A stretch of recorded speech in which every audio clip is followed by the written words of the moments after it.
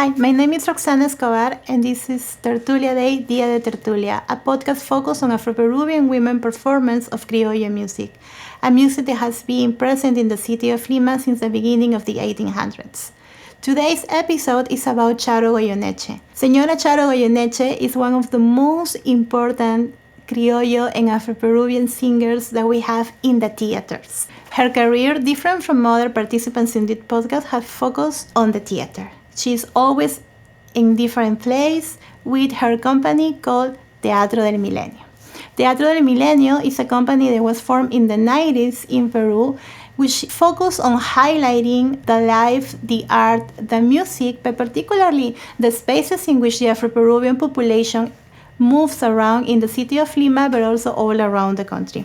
Señora Charo Goyoneche, similar to other of our participants, have grew up in a musical family. Since she was a little girl, she was used to waking up with music, coming back from school to more music. She was used to family parties, many days of family parties sometimes, in which good food, good music, good vibes, and good souls were constantly being shared. The intersection of space, race, and music, particularly for the Afro-Peruvian population, is an intersection that is going to be very much present throughout all of the interviews in this podcast.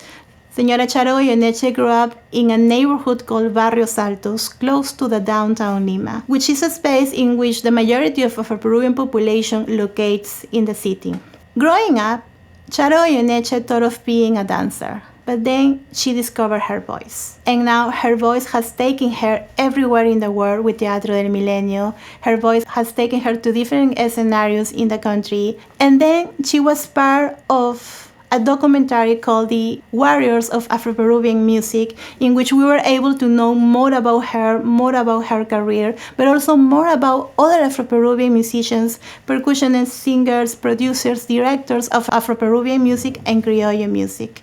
With her talent, Señora Charo Goyoneche has been able to not only sing and perform and act at the same time, but she has to learn different languages for her performances. And one of Charo Goyoneche's inspiration is Victoria Santa Cruz. Victoria Santa Cruz is an Afro-Peruvian performer, intellectual, dancer, and many other things that has impacted the life of many performers of criollo and black music in Peru. Victoria Santa Cruz was able to highlight the different ways in which black urban life was being held in the city of Lima. And Charo Goyoneche, growing up with her music and growing up with her experiences, was able to relate to Victoria Santa Cruz lyrics. One of the most important songs of Victoria Santa Cruz is Callejón de un Solo Caño, which means the alley with only one sink. And in that song, Victoria is describing the different ways in which Afro-Peruvian families had basically to fight to do their dishes and do their clothing in this one sink. But she does it in a very funny way. She does it also describing the hardships of having to live in that space. But also she does it for us to see the urban spaces of the Afro-Peruvian population of Lima. Charo Goyoneche's histories growing up in Barrios Altos resemble to that song, and that's why she reflects so much of her own life with Victoria Santa Cruz.